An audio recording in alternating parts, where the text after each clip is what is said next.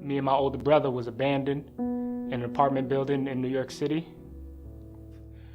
Over the years, we were in and out of foster care, in and out of different cities, in and out of different homes in New York City, till one day I was placed in a Staten Island resident home with my foster parents. I didn't know who I was. And by the 9th grade, I ran away from home. I got caught stealing from a girl in this local high school, and my foster father, he adopted us, and I didn't want to disappoint him. And I lived a whole totally different life outside of his house. So when I got home, I was so scared to face him that I ran away from home, and I was in the streets for a long time, for about 3 weeks. And I ended up fighting and being involved in more illegal activities for a couple weeks, and then one day I got caught. My father grabbed me by the collar, looked me in the eyes, and said, "Don't you ever put us through this again." And that was the first time I actually felt grace. I feel like my father's showing me mercy was a representation of God's grace, of showing that I know I didn't deserve to get back in the home. Shortly after that, he became ill, and he was in and out of hospitals for the next 6 years. So throughout high school, I didn't really have him to be my guider. He was a very strong, disciplined, militant, stand-up guy. But instead, God placed a coach in my life. He began to teach me the fundamentals of basketball. And the transition from my father going into the hospital and God placing a coach in my life was like simultaneous. And so I wanted to join the basketball team, and I knew I had a curfew because I was on probation. And so the coach had to call my mother and tell him, "I'm gonna look after Schwartz. I'm gonna look after Schwartz. He's gonna be in practice. Right after practice, he's gonna go right home." He taught me discipline.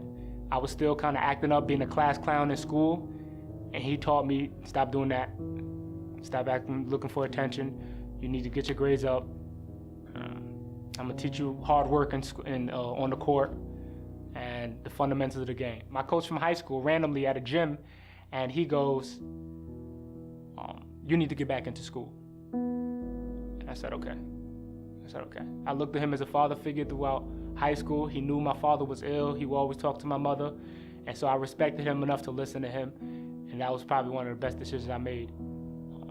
After I got back into school, I was offered many leadership positions. I didn't smoke as much. I didn't drink as much. I was still doing it, but not nearly as much. That's because faculty and staff were really looking to me. I had supervisors asking me to take on extra responsibilities. And so I was trying to get into, I declared my major. I was getting into a studious routine. And now I'm becoming president of the Black Student Union. I'm becoming president of the student body. I'm being a successful college student. But at the same time, I'm still drinking, I'm smoking. And that didn't really stop until I met my first accountability partner. His name was Kevin. And me and Kevin had a similar background. He grew up in the streets as well. And as we shared our story, we just decided, man, why don't we just read the Bible together? Let's just try it and see what happens. And at that point, we gained our relationship with God. We started losing a lot of friends. We started changing from the inside out. Our desires to smoke and drink just went away as we kept praying with each other, as we kept reading the Bible, as we kept being in fellowship. I might not ever know who my birth parents are or why I had to go through those things, but I do know that it's a message within the story that helps other youth who are looking for acceptance in a gang, in different social groups, who need to know that stuff is not fulfilling. The gang life and the deviant behavior is going to lead to a bad road. Fortunately for me, I was showed grace where I didn't end up in jail. I know throughout education, throughout the traveling, throughout bouncing different places, throughout starting new life from New York to the UP, all of them was just showing me that all things will work out for the good of those who love the Lord, who are called according to his good purpose.